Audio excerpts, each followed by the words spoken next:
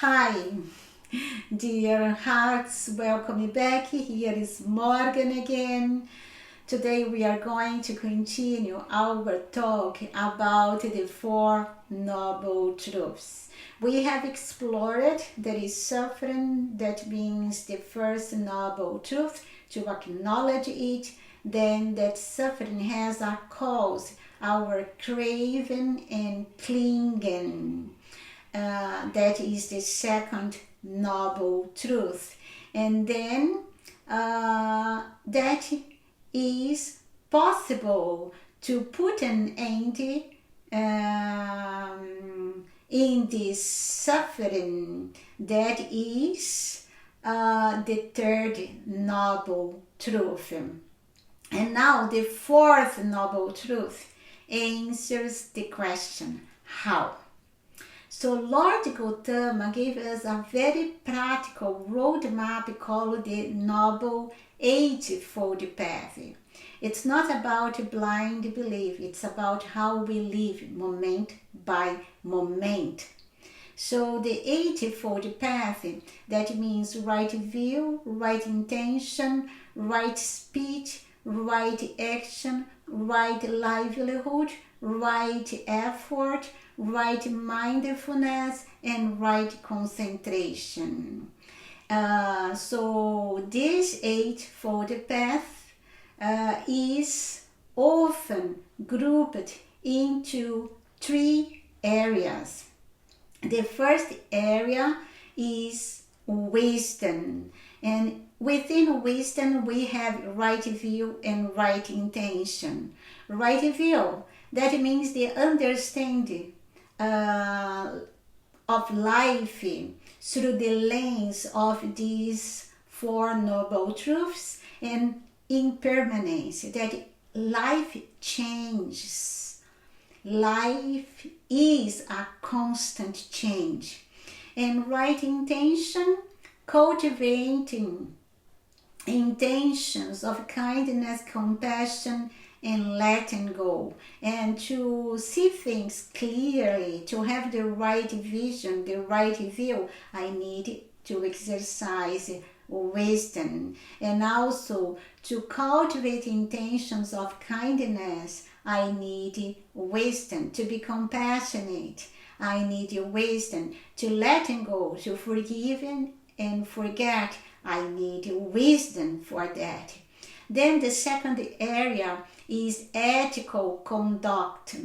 So within it we have right speech, right action, and right livelihood. Right speech is speaking truthfully, kindly, and usefully. Try to avoid lies. Try to avoid just to speak out your opinions if you are not sure that you are right, or that you have reason, and that the thing is actually what you will think in your mind. And to be kind, and yes, speak when you need to speak. Right action, acting in ways that do not harm ourselves or others. I need to think my action, what I want to do.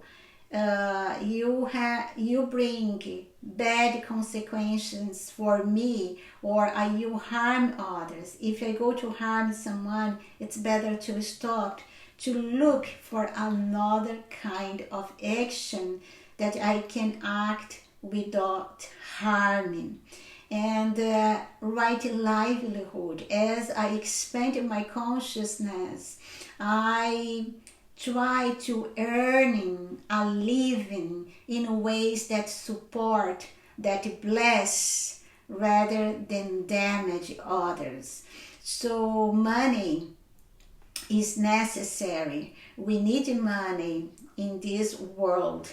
We need money to go in the supermarket. We need money to pay our bills, to buy clothes. So money is there, and money itself, it's not good or bad. How I use the money, how I am related to the money, that makes it negative or positive.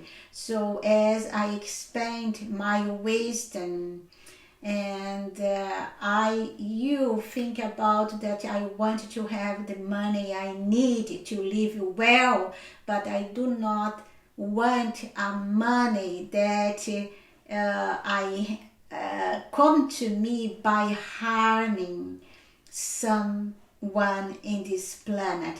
I want a money that I have this money by bringing blessings to others. And then mental training is the third area, and within it we have right effort, right mindfulness, and right concentration. So right effort, gently encouraging positive states of mind and let go of negative ones. The Ascended Master talk about it in every discourse, that you need to avoid negative thoughts and feelings. But to avoid it, to not encourage it, is not to pressure. It's just to not encourage negative things. No, make this effort every day. It's a everyday exercise. And then right mindfulness, being present with our body, feelings, and thoughts without judgment. It's okay to feel sad. It's okay to be sometimes irritated. It's okay to disagree with someone. It's okay to feel happy. It's okay to will to have financial freedom, to develop something good in this planet. So it's okay. But I need to be aware of everything and how I deal with these things that happen with me, within my body and within my feelings, and try to do the effort to not encourage negative things. It's okay to feel irritated, but it's not okay to put that irritation out to bring forth suffering to others. And we are going to talk more about it in the future. And right concentration. So it's the path to develop a steady, stable mind through meditations, affirmations, decree, positive visualizations, and also positive talk. Looking for people that can bring us positive things, positive feelings. That is everything within this mental training. I needed to make effort to just encourage positive things. I need to be aware of my feelings, of my thoughts.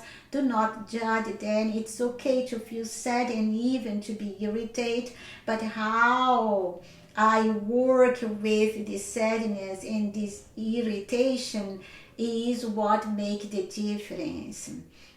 And always to develop this right concentration. In the end, the Four Noble Truths in this Eightfold Path is just one thing.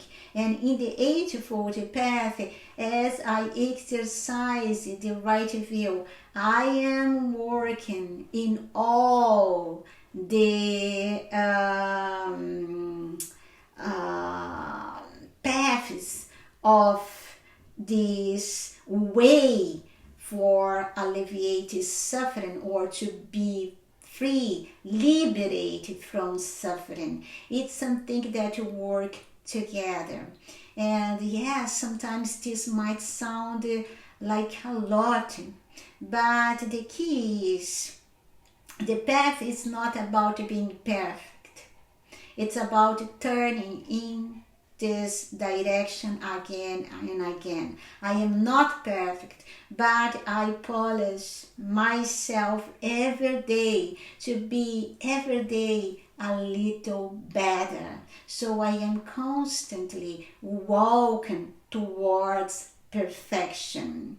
And every time that you pause before reacting, speak a little more honestly and kindly, and bring awareness to your breath, to your mighty I am presence, instead of getting lost in fear and conflict and depression. You are walking the path that Lord Gautama described through the Four Noble Truths and the Eightfold Path. This is how we gradually reduce suffering for ourselves and for others. That is by learning to see clearly. Everything starts with the right vision. We need to exercise it every day, to act with integrity, to be authentic, to be honest, to cultivate a calm, compassionate mind. Every time that we do it, we are every day near and near of our liberation. So the Four Noble Truths are not abstract philosophy. They are a practical guide to living with more freedom, more peace, and more love.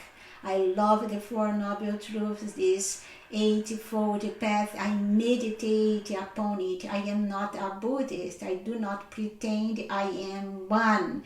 I just meditate about this teaching because I love it. I feel within me the value of this teaching, and especially during the Azala festival, I meditate a lot about this first sermon of Lord Gautama again and again.